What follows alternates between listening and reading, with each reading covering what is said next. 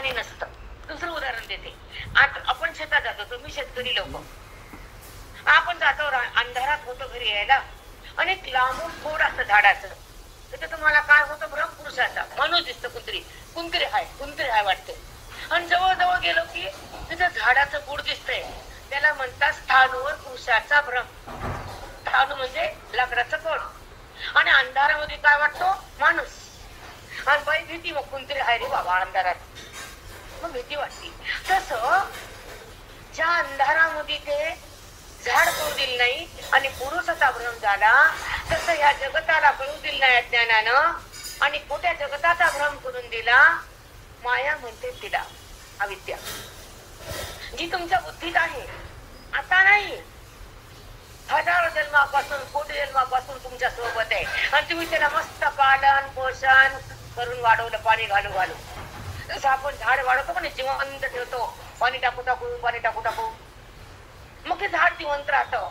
तसं अज्ञानाची जी अंतःकरणा स्थिती आहे, विकार भाव, वृत्तीमध्ये विकार तयार होतो, आणि जगत सत्यत्व तयार होतं.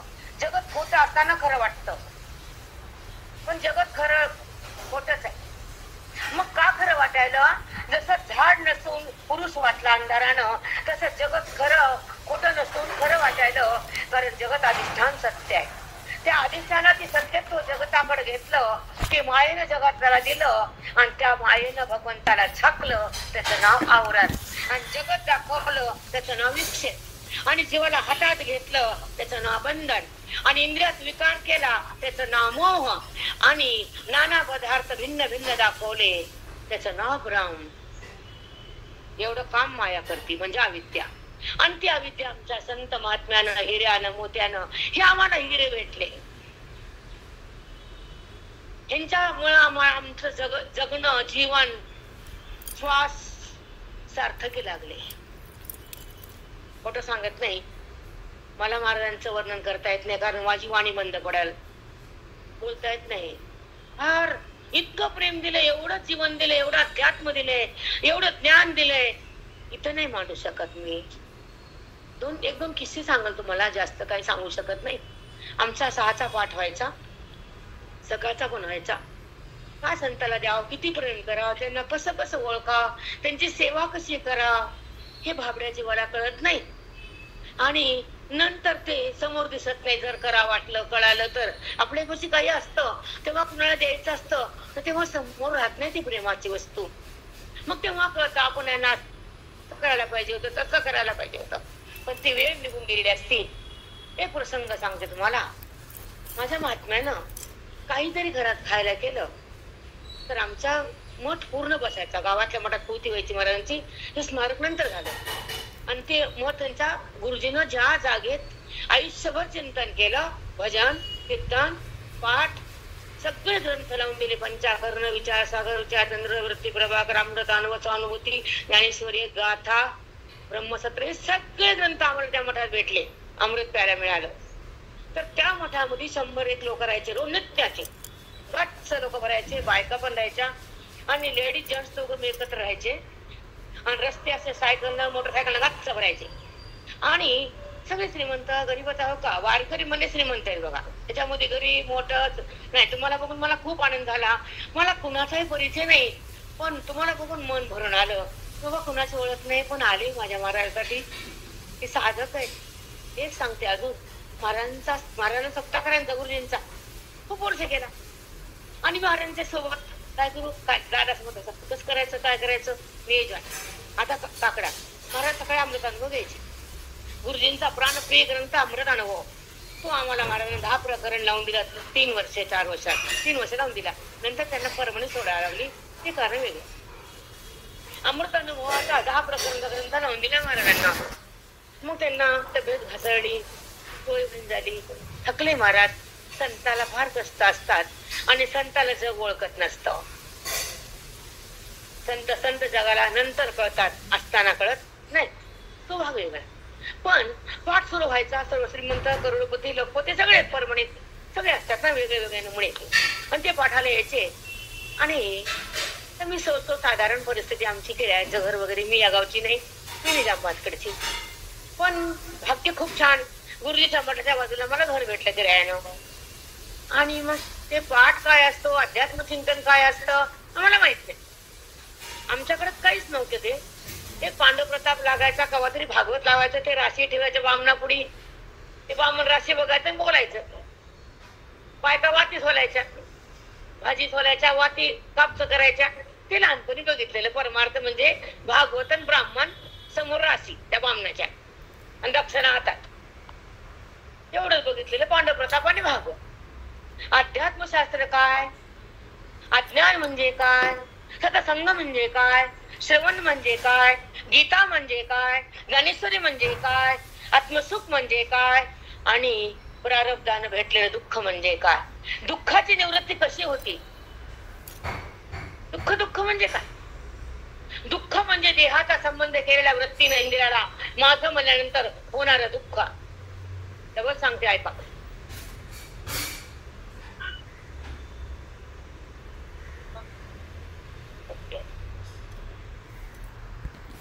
जे आपण बघतो ना व्यवहारात, संसारात, जन्मल्यापासून मृत्यूपर्यंत आपण दुःख भोगतो आणि सुखही मागतो.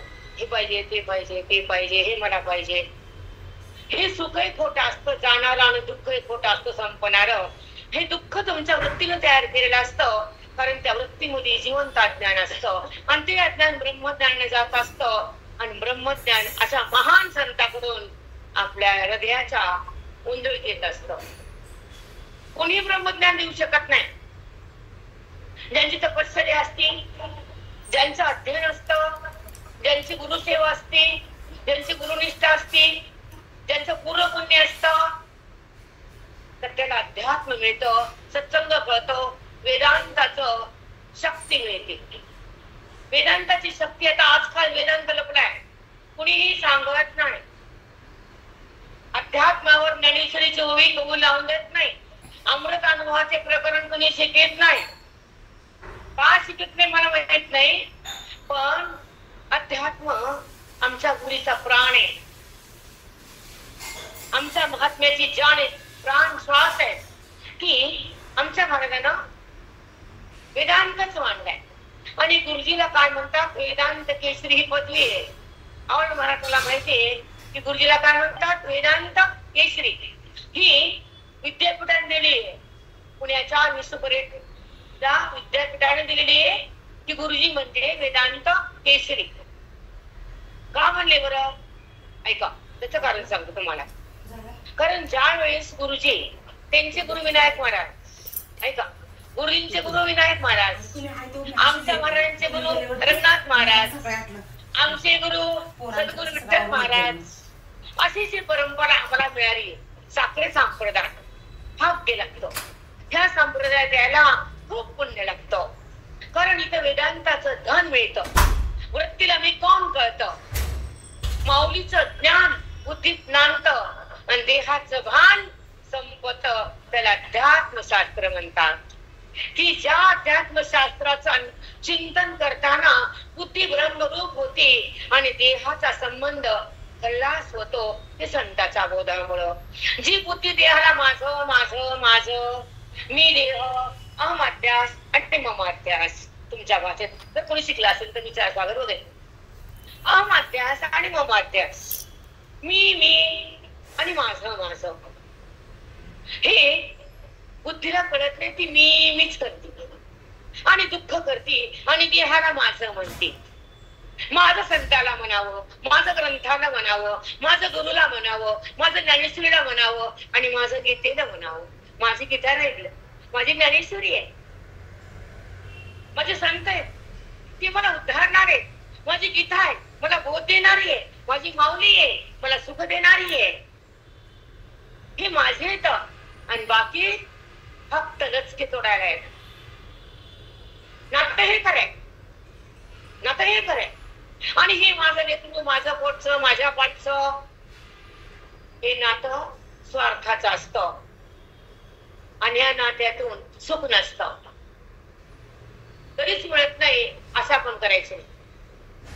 सुख मिळतं संतांच्या सोबत, ग्रंथाच्या सोबत, ओवी सोबत, अध्ययनासोबत, नामासोबत, कीर्तनासोबत, सत्कर्मासोबत. सुखापेक्षा सत्यासोबत सुख मिळतं. का? तर तिथं सुखाची उन्नती आहे आणि संसारात सुखाचा भास आहे. संसारात सुखाचा भास आहे. भास म्हणून सांगतो मला काय आहे ते. जसं लाईट लावली नाही, अंधार असतो, दोरी पडलेली असते वाकडी तिकडी आणि लाईट नसती आणि आपण येतो घरात, बापरे साप म्हणतो, म्हणतो ना. मग तिथं साप आहे का दोरी? दोरी. पण दोरीवर काय भासला? सर्प. का? अंधाराने दाखवला. मन भीती वाटली. जर दोरी हातात आल्यावर साप आहे का? भीती आहे का? तसं परमात्म्याचं ज्ञान बुद्धीत आल्यावर भीती नाही, दुःख नाही, अज्ञान नाही, वासना नाही, मोह नाही, जगतभाव नाही. मग कोणता भाव? ब्रह्मभाव, आत्मभाव जागा होतो. आणि आत्मभाव केव्हा प्रगट होतो? तर अज्ञानाची निवृत्ती करून देहबुद्धी जेव्हा सोडती, अंतःकरण त्या देहाला सोडून देत. माझा देह नाही आणि मी देह नाही, हे ज्ञानानं भावना बदलते आपली. अगोदर माझा देह, माझं घर, माझं पोरग, माझ्या पछड्या, चमड्या, कुंट्या, घंट्या, काय काय ते नाव तुमचे ते माझा वाटते. पण जेव्हा साधू संतांची भेट होती आणि अध्ययनाला सुरुवात होती आणि 12 वर्षाची तपश्चर्या होती, तेव्हा आपली ओळख आपल्याला होती. आपली ओळख आपल्यालाच होती.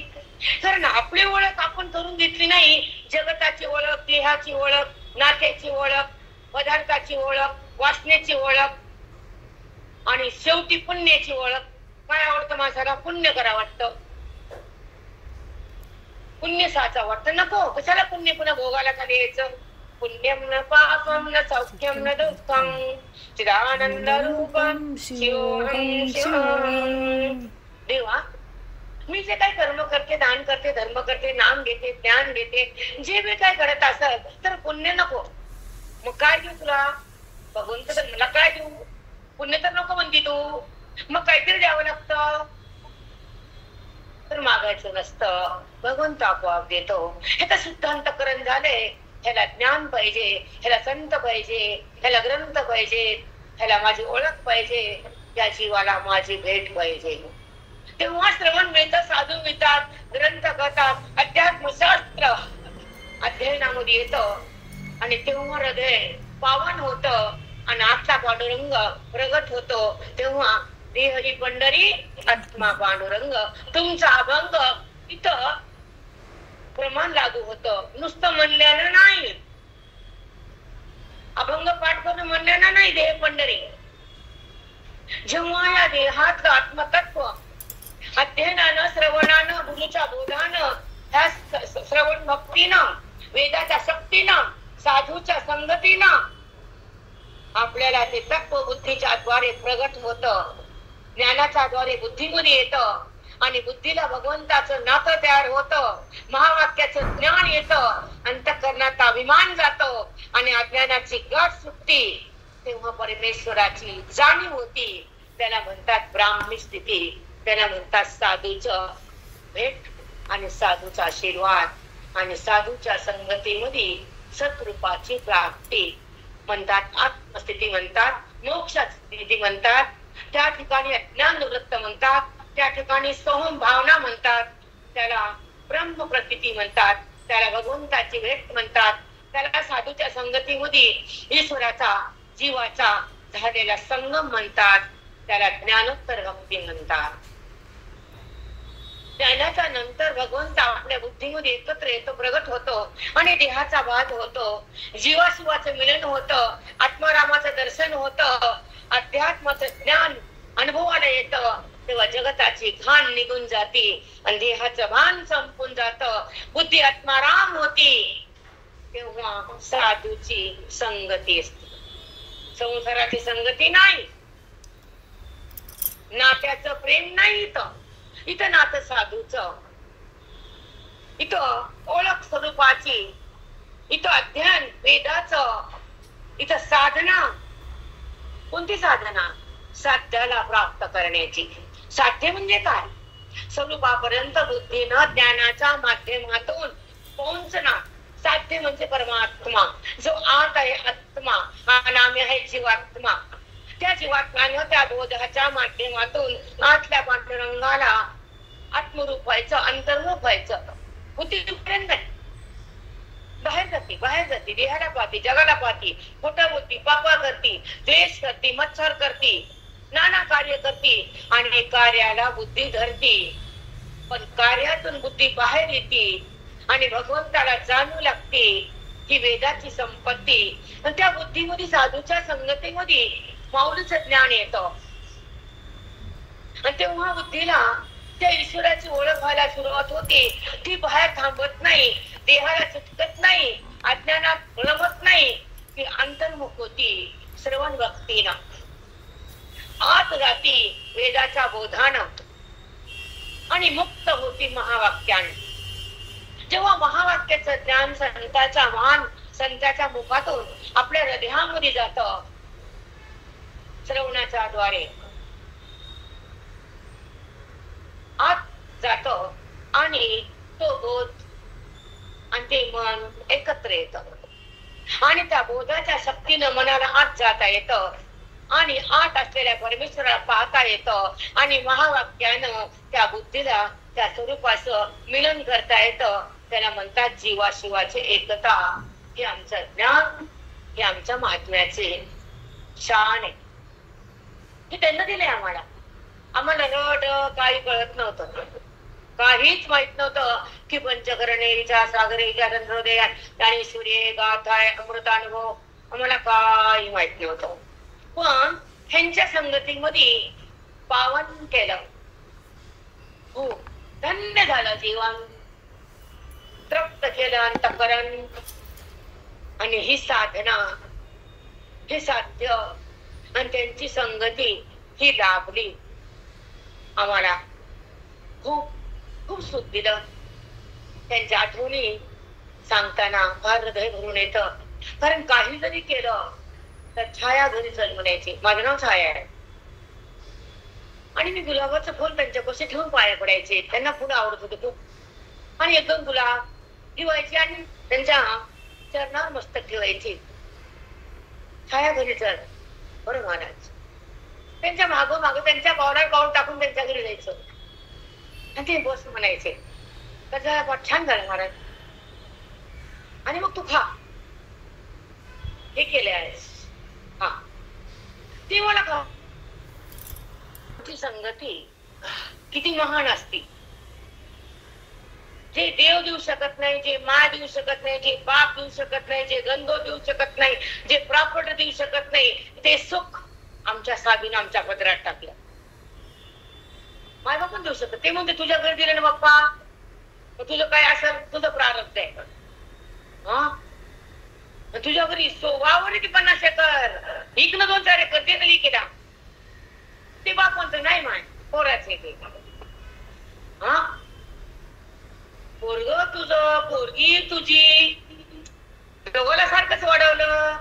पण बाप म्हणतो तुझं प्रारब्ध बेटा, मी चांगलं दिलं तुला, आता तुझं राहिली नाही, मी देऊ शकत नाही. पण संत तसं म्हणत नाही. ते जवळ घेतात, ज्ञान देतात आणि दुःख ओळखतात न सांगता. आम्ही श्रवणात असायचो मस्त बेधुंद प्रसन्न चेहरा असून कधीतरी 4 वर्षाला 2 वर्षाला थोडा चेहऱ्यावर काही एकदम दुःख वाटलं किंवा म्लान झाला चेहरा, म्हणायचे काय झालं तुला, काय टेन्शन आहे का? नाही महाराज नाही, तो चेहरा बदललाय. बघा, चेहऱ्याची रेषा पण त्यांना बदललेली कळत होती. असा महात्मा लाभला होता आम्हाला. कारण कळायचं त्यांना काहीतरी आहे त्रास तिच्या मनात, काहीतरी टेन्शन आहे का तुला, नाही म्हणायचं नाही का तुझा चेहरा सुकलाय, इथपर्यंत काळजी घ्यायची. ते सोडा. नंतर सांगते तुम्हाला. एक आपलं वाक्य होतं की जे सुख माय देत नाही, बाप देत नाही, देव पण देत नाही. देव म्हणतो तुझं प्रारब्ध भोग, मी बघतो तमाशा, मी कुठे बोलत नाही आणि चुकीचं द्यायच नाही. जसं प्रारब्ध तसं भोगायला होतो तो बघतो. पण आमचा महात्मा त्या दुःखातून बाहेर येतो. तुम्हाला सुखरूप करतो आणि तुमचं अंतःकरण स्वच्छ करतो, तुमचा भेद नष्ट करतो, तुमचं आयुष्य धन्य करतो आणि तुम्हाला ज्ञानातून बाहेर घेतो. लाखो जन्माचे पाप पुण्य साधूच्या श्रवणात भस्म होतात. तुमचा अनादिकालचा ज्ञान दोन राग होत आणि बुद्धीचं आणि भगवंताचं नातं तयार होत आणि सुख आपोआप हातात येत. ते ब्रह्मसुख. ते सुख कोणतं? ब्रह्मसुख. ब्रह्मसुख का म्हटलं? ऐका,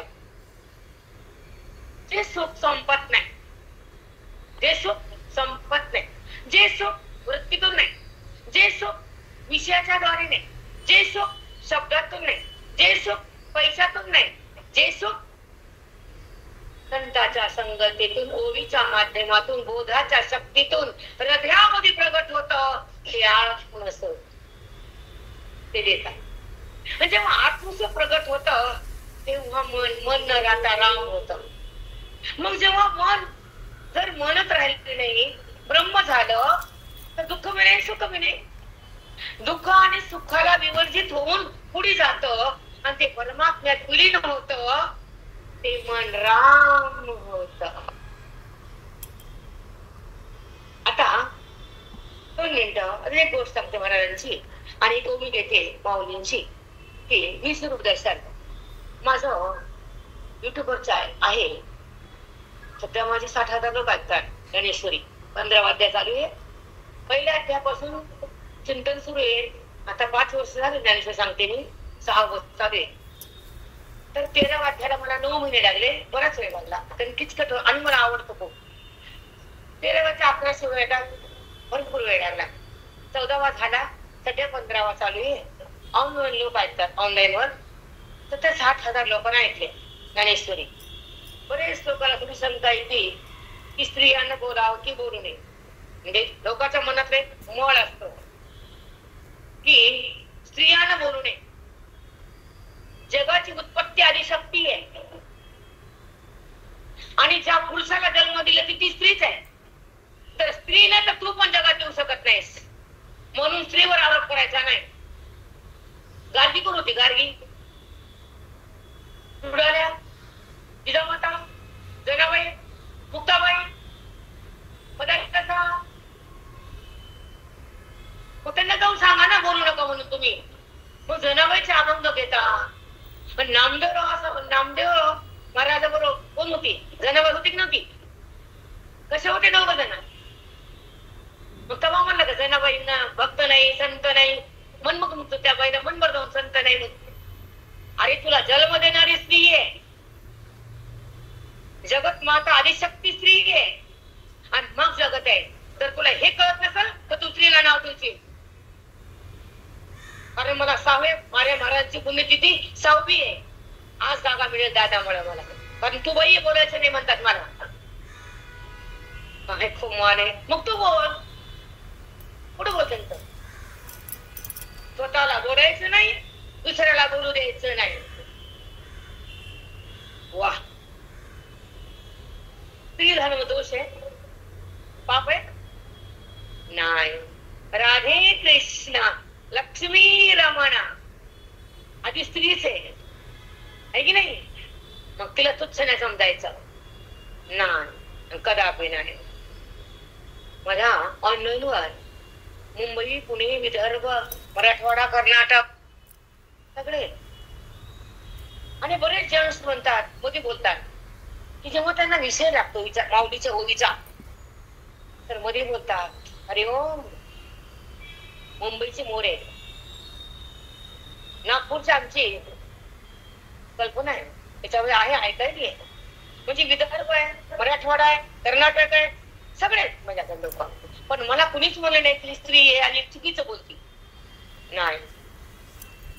आज सकाळचा पाठ 7ला इथं अभिषेक म्हणून मी बंद केला आणि माझा टाइम संध्याकाळी ठेवला. 8 वाजता घेऊ म्हटलं.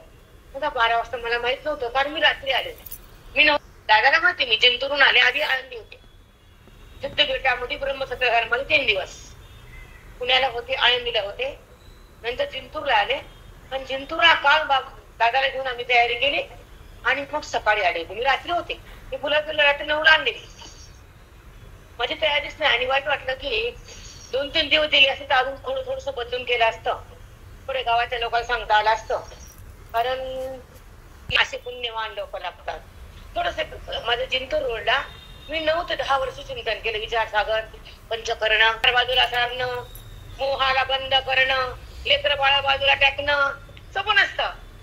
लोकांना नाव ठेवायचं असतं. बाईनं बोलू नये, पुरुषानं बोला. हा ब्रह्मदत्त आहे काय, ब्रह्मदेव आहे का काय? नाही बेटा, असं नाही कुणाला तर छळायचं, बिलकुल नाही. आता पुढचं सांगतो मला की हे वेदांत शास्त्र भले भल्या लोकाला मानता येत नाही. भले भले महाराज, लाखावाले, 2 लाखावाले, 5 लाख, 10 लाख, कोणती उभा करा माझ्या पुढे. पण त्यांना जर म्हणलं का नाही, सांगा विचारसागर, अमृत अनुभव आणि स्वानुभूती, जास्त ग्रंथ आमचा स्वानुभूती. अगोदर ज्ञानेश्वरी असते, ऐका. ज्ञानेश्वरी म्हणजे आपल्याला ज्ञान होतं भोवीचं. अध्यात्माचा पाय पक्का होतो पंचकरणापासून विचारसागर प्रत्येक प्रभाकर, आणि नंतर ओवी लागते पटापट पटापट. मग कोणते ग्रंथ वाचा, डोळा येतो. पण जेव्हा ज्ञानेश्वरी कळती, अमृतानुभव का लिहिला असा प्रश्न पडतो बऱ्याच लोकांना. कारण बऱ्याच लोकांना अमृतानुभवाचं नावच माहित नाही. ते म्हणतात काय असतं, डोक्याला हात लावा आम्हाला. स्वानुभूती माहित नाही, अमृतानुभव माहित नाही, श्रवण माहित नाही, विचारसागर. आता जन्माला कशाला आलं वाटतं दगड, हे काहीच माहित नाही तर अरे राम, जाऊ दे, आपला विषय नाही. दुसरा आहे का, जेव्हा ज्ञानेश्वरी लिहिली कुणी, ज्ञानोबा आहे, तुम्हाला सगळ्यांना माहिती. ते काही सांगायची आपली वाणी नाही, वर्णन करायला आम्हाला येत नाही. ज्ञानोबा जगाला प्रिय आहे, माऊली ही सुखाची रास आहे आणि ब्रह्मज्ञान त्यांचं खास आहे. सगळ्या जगाला माहिती. माऊलीच्या ओवीतून जे ज्ञान येतं ते जीवाला धन्य करतं आणि मनाचं अज्ञान धुतल्या जातं आणि हृदय पावन होतं, तिथलं तत्व प्रगट होतं आणि जीव ब्रह्म होतो. हे माऊलीच्या ओवीचं फळ आहे. कुणी माना हे न माना, पण हे करे. मग ऐका, ज्ञानेश्वरी लिहिली आणि निवृत्तीनाथाकडे आले ज्ञानोबा आहे. दादा ज्ञानेश्वरी लिहिली, हे घ्या आणि समाधी द्या. हा, निवृत्तीनाथ घाबरले. ज्ञाना, अरे तू, मी मोठा तू छोटा, मला जाताना तुझी काळजी घ्या म्हणून सांगितले बाबानं आईनं, आणि तुला समाधी देऊ का मी? घाबरलं त्यांचं मन, हृदय का आकृतीला आलं. ज्ञानोबा ऐकायला तयार नाही. माझं कार्य झालं दादा, मला समाधी द्या. ज्ञाना, अरे तू ज्ञानेश्वरी लिहिली, तुझं नाहीये, माऊलीच्या गीतेच्या श्लोकाच्या भावार्थ तू मांडला ओवीत. ही गीतेची टीका आहे, तुझं काय? ज्ञानेश्वरी मध्ये अनुभवलेला का तू? नाही दादा. मग ज्ञानाच्या नंतर बुद्धीला आलेला अनुभव कसं कळायचा लोकांना? पुढचे लोक जन्माला येतील तर ज्ञानाच्या नंतर आलेला अनुभव कसा असतो ते कसं समजणार? म्हणून तुझे एक कार्य राहिले बाळा. कळालं एकमेकीचे सांगितले कोणा? हो बोलली माऊली. स्नान केले इंद्रायणीला आणि 10 प्रकरणाचा ग्रंथ लिहिला. अमृत अनुभव अविद्येचे अडवे, पुंजित जीवपणाचे भवे, तया चैतन्याचे धावे, कारुण्य जो की. पहिल्या प्रकरणाची पहिली ओळ. आणि ही अमृत अनुभव आमच्या महाराजांना पण खूप आवडायचा आणि गुरुजींचा ग्रंथ नाव होतं प्राणप्रिय ग्रंथ अमृत अनुभव, असं बरोबरीकर म्हणायचे. गुरुजींचा ग्रंथ कोणता आहे? अमृत अनुभव प्राणप्रिय, प्राणापेक्षा प्रिय. आणि महाराजांचा पण तसाच प्रिय. आणि त्यांना आम्हाला लावून दिला जाताना शेवटी 5 प्रकरण लावून दिले छान. आणि 5 प्रकरण फास्ट मध्ये वाचून दाखवले. जायची घाई होती, घर सोडायचं होतं, थकले होते आणि बोलायची ताकद पण नव्हती, गळालते महाराज. मग लावून दिले 5 आणि नंतर त्यांच्या आशीर्वादाला लागल्या गेले. नंतर अमृतानुभवाचं चिंतन आम्ही 12-14 वर्ष घरी केलं. तो विषय घट्ट केला 10 प्रकरण. आता सध्या 6 वर्ष झाले ज्ञानेश्वरीचे चिंतन चालले. पहिल्या अध्यायापासून 15वा अध्याय सुरू माझा. ऑनलाईनला लोक ऐकतात, भरपूर व्हिडिओ मध्ये साथ आहे मला. हे प्रसाद माझ्या गुरुजींचा आहे, आशीर्वाद माझ्या ह्या संताचा आहे आणि हे पुण्य माझ्या आई वडिलाचं आहे की ज्या ठिकाणी वेदांत शास्त्रामध्ये आयुष्य व्यस्त आलं आणि मनाला भगवंताचं स्वरूप समजलं गेलं आणि हे प्राण, हे जीवन, हा देह आमच्या गुरुच्या पायापाशी चिंतनामध्ये खर्च करता आला. त्याचा संसार करणं, लेकीला म्हणणं, पोराला माझं म्हणणं, व्यवहार करणं, पैसा, पिश्या, तुमच्या बायकाचं काय असतं ते आजकाल ते खेड्यापर्यंत लिहूत आले. हा एक मिनिट सांगते ते बचत गट. मग असं पैसा गोळा केला असते, हिरले असते, फिरले असते, वाया गेले असते, पैसा पैसा पैसा. पण नाही, लालसाच बंद केली आमच्या महात्म्याने आमची. काही असो नसो, एकादशी यायची ऐका महाराजांचं कीर्तन आणि महाराजांना गुलाबाचा हार आवडतो आणि गुलाबाचाच घालायचा आणि हातात रुपये नाही, कसा घालायचा हार बघा. हे घडलेलं सांगते बरं. मग जायचं दुकानी, मालकाला मागायचं आज एकादशी, मला माहिती तू कशाला आली दुकानात म्हणायचे, आधीच म्हणायचे. आणि मग हाराला पैसे घ्यायचे. आता केळं वाटायचे ना, केळाला बरं घ्या. पैसे मागितले फक्त आयुष्यात फुलाला आणि केळा, दुसरं कशाला पण नाही.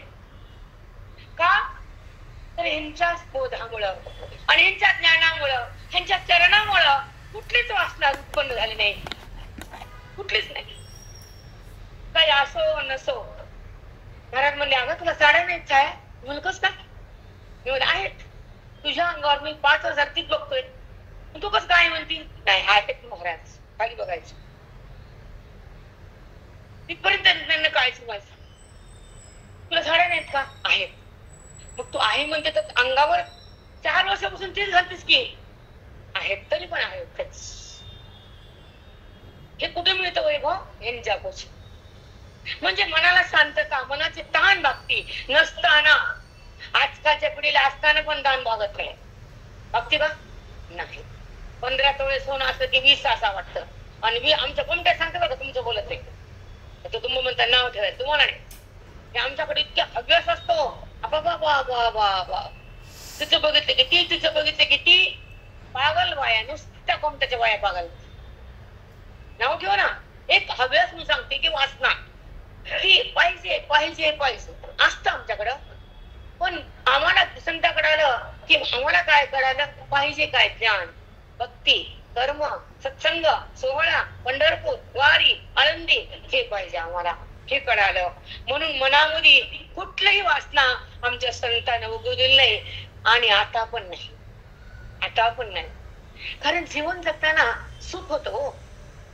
जर आशा केली नाही, क्रोध केला नाही. तुम्हाला एक सांगतो उदाहरण, जर आपण आशा केली नाही मिळालं तर दन आपट तिकडे घरात भांडी आपटे तिकडे राग येतो. पण राग, आणि ते राग कशाला काढतो? भांड्यावर आहे की नाही? कुणी माणसावर काढतं, कुणी भांड्यात. वेगवेगळ्या प्रकारचे मी सांगायला बसले नाही. पण मला एक सांगायचं की काही मिळालं नाही तर बाई संताप करते आणि आपल्याला मिळायची वासनाच नाही तर संतापच नाही. मग हे कुणी करून दिलं? माझ्या महात्म्यानं.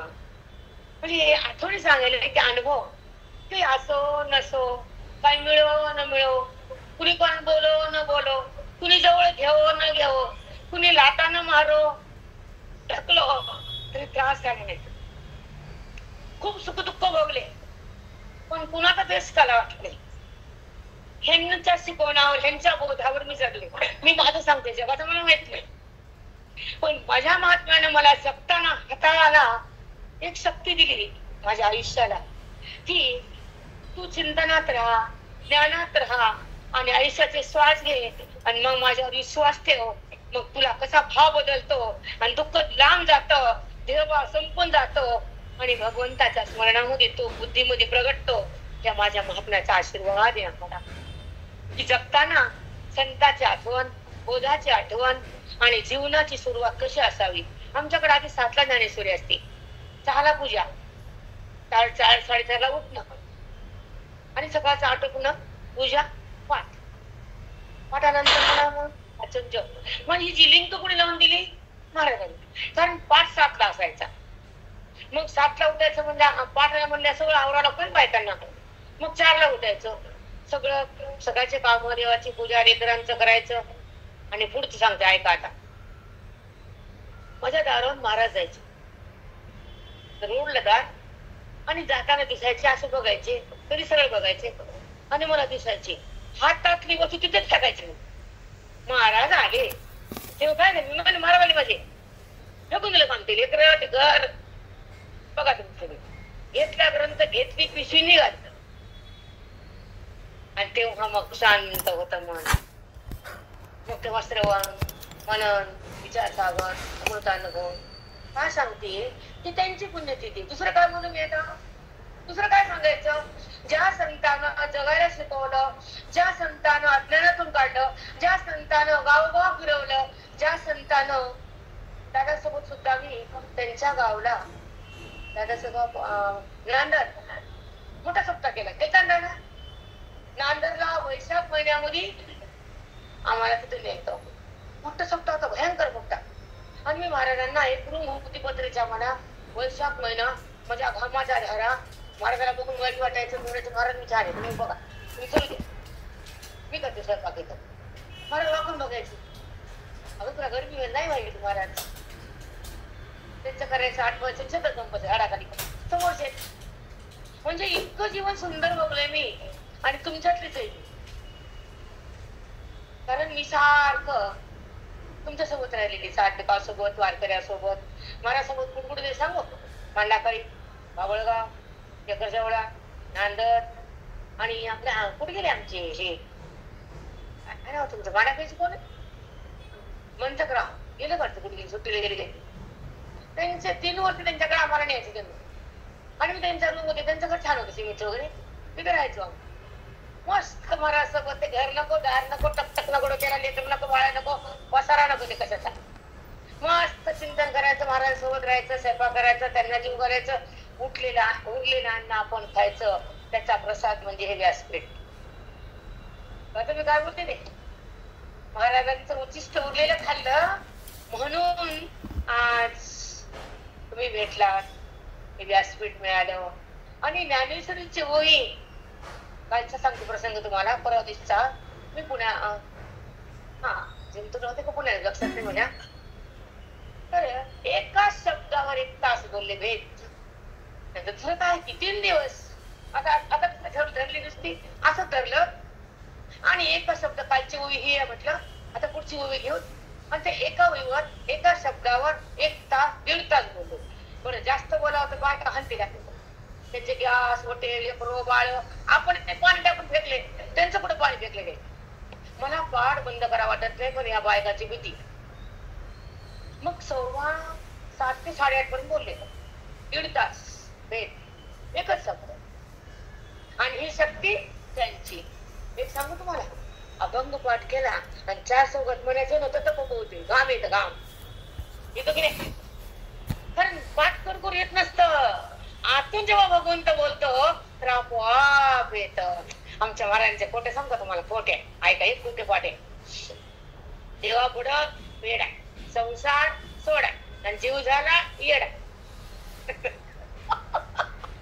देवा पुढं वेडा, जीव झाला येडा, आणि संसार सोडा. लई मस्त सांगायचे, खूपच छान. एक सांगू का, जन्माला आल्यावर पैसा असू नसू, लेकर असू नसू, घर असू नसू, संत घटा, बाकीचं काही असू नसू, त्याच्यात काही किंमत नाही, त्याच्यात काही सार नाही. तुम्हाला सगळा अनुभव मी त्याच्यात सांगू काही. पोरग सुनाचं, पोरगी जावायचं, कुणाचं पोरग सुनाच्या ताब्यात, बस म्हणे, डोळा बघितलं की त्या पोराला कळतं बायको काय म्हणे. फक्त नजर करा त्या बायकोने त्या पोर नवऱ्याकडे, त्याला सगळं भांडल कळतं. पोरग सुनाचं, पोटी जायची, देह स्मशानाचा. पण तुझं काय गोरे आहे का, तुझं काय हा देह कुणाचा आहे. बुकिंग तिथं झालेली आहे, तारीख माहित नाही, पण बुकिंग झाली की नाही. मग एक सांगते, महाराजांना म्हणायचं, मृत्यू लक्षात ठेवायचा, मी मरणार आहे. रोज तर म्हणायचं मला मरण नाही, म्हणजे जरा माजत नाही माणूस. नाही म्हणायचे, काही पण गोष्टी सांगायचे, खूप शिकवायचे. महाराज ज्ञान म्हणजे समुद्राचं पाणी, संपतच नाही, कितीही काढा. हमेशा म्हणायचे एकदा तरी आठवण करायची की मी मरणार आहे, मृत्यू कोणत्या दिवशी येणार आहे त्याची आठवण करायची आणि मग व्यवहार करायचा. म्हणजे माणूस ताठ होत नाही, बांबू सरळ असतात. बघतो का कधीतरी? कधीच नाही. आणि आमचं डोकं नाही चालू वाकडा तिकडा वाकडा तिकडा, कुठेही नाही जातात ते सगळ्या मजल्यावर जातात ते जातं का बांबू वाकडा तिकडा.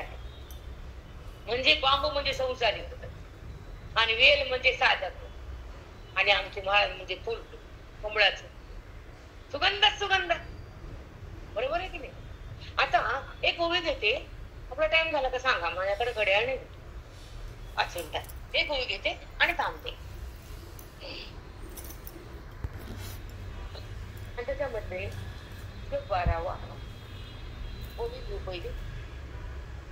अर्जुनवाच परमं ब्रह्म परमं धाम पवित्रं परमं भवान् पुरुषं शाश्वतं दिव्यं मारुदेवमजं विभुं.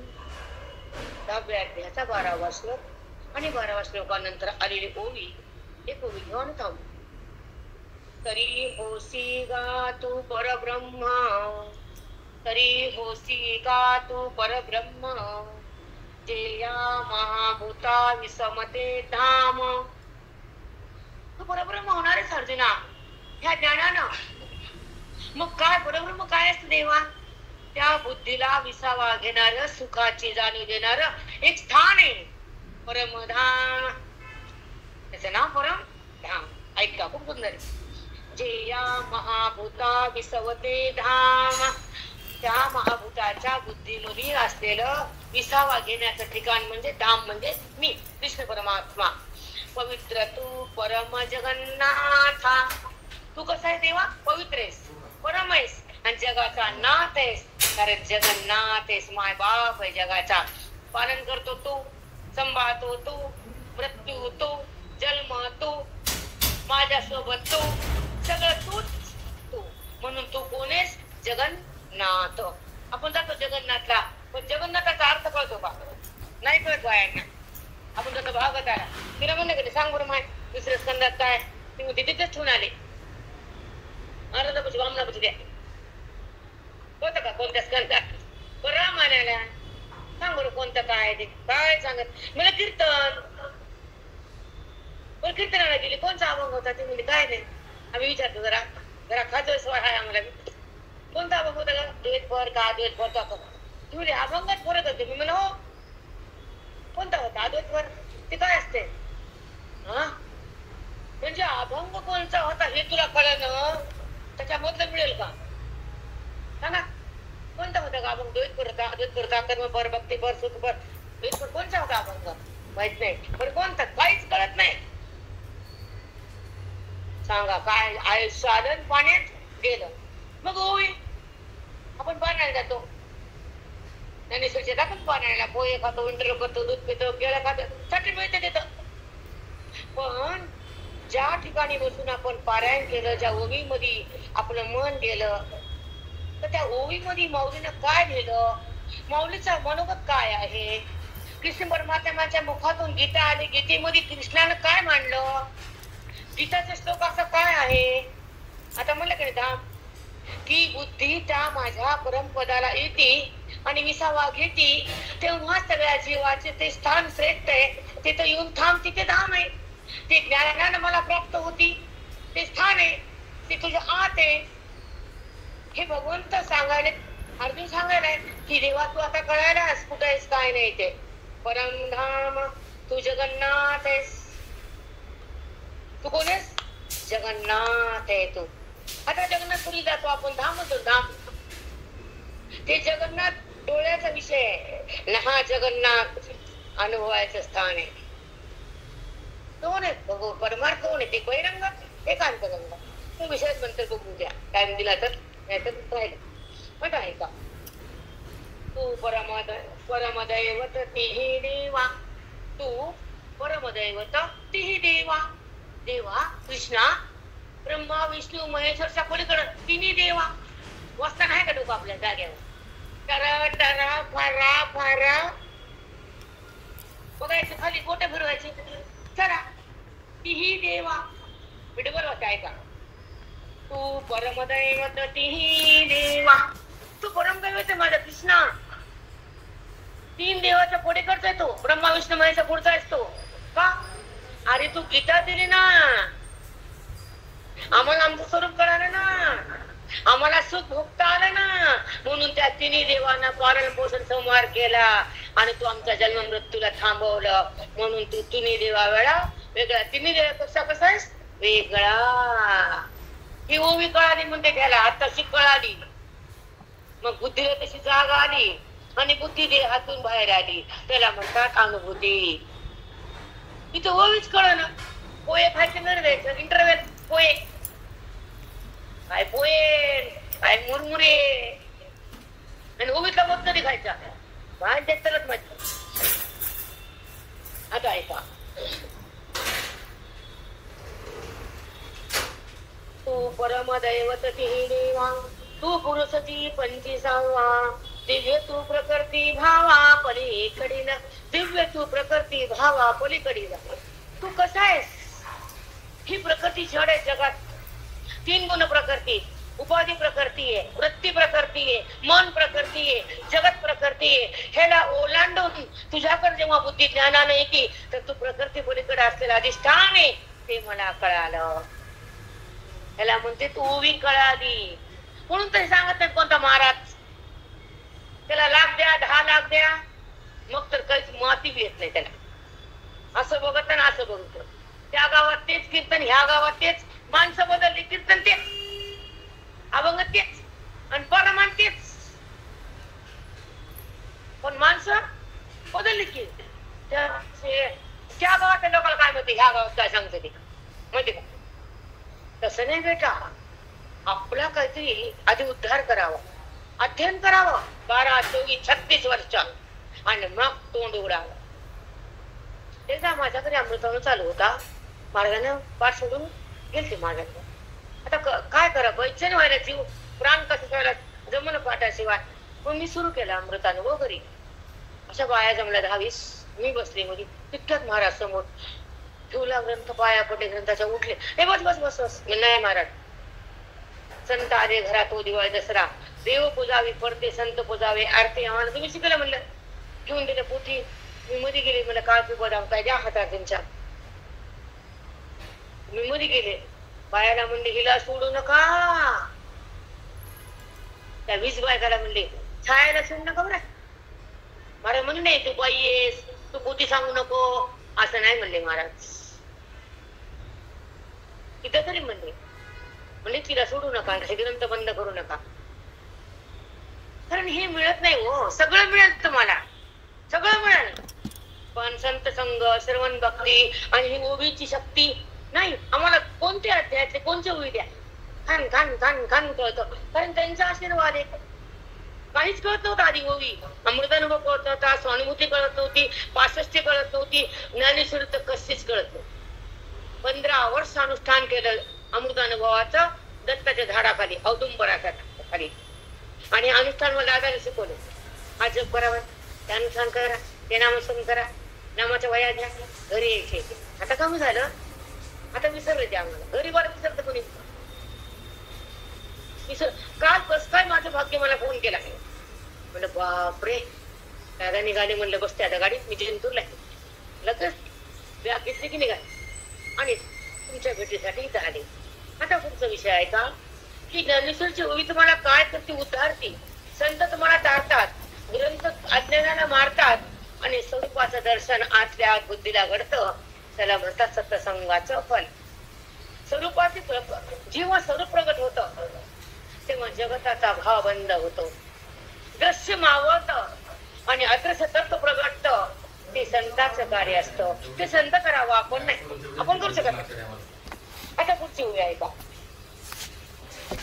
दिव्य तू प्रकृती भावा पलीकडील, प्रकृतीला ओलांडून बुद्धी गुणाला सांडून तुझ्याकडे बोधाने येते, वेदाच्या ज्ञानाची शक्ती राहते आणि ही भक्ती खरी होती. तेव्हा प्रकृतीला ओलांडून ती तुझ्या आत समाविष्ट होती. तेव्हा तू दिव्य कसा आहेस आम्हाला कळतं. दिव्य तू देवा प्रकृती पलीकडील, तू कसाच आता कळालं. ज्ञानेश्वरी सोपी नाही बरं, सोपी नाही. 56 भाषा आहेत मध्ये, 56 भाषेचा केला असे गौरव, भवार्णवी नाव उभारिली. ओके, आता ओवीचा झाले एक शब्द राहिला, आपण दाखवू. दिव्य तू प्रकृती भावा पलीकडील देवा, तू कसा आहेस कृष्णा? दिसतोस तसा नाही.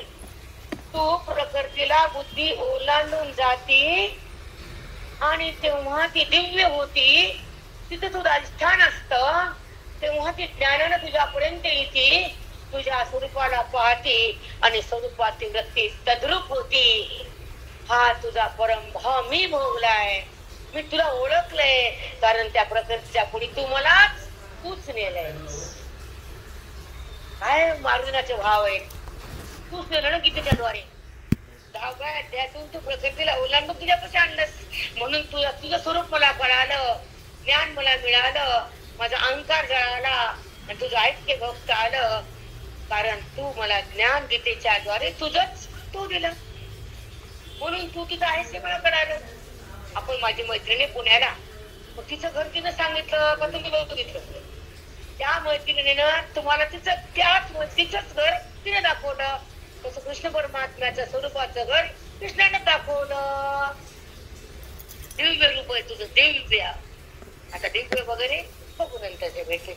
आता मी थांबते आणि एक ऐका, काय चुकलं असेल तर मग आणि चांगला असेल. गुरु ज्ञानदेव तुकाराम पंढरीनाथ भगवान की जय. माऊली ज्ञानेश्वर महाराज की जय. सद्गुरु रघुनाथ महाराज की जय.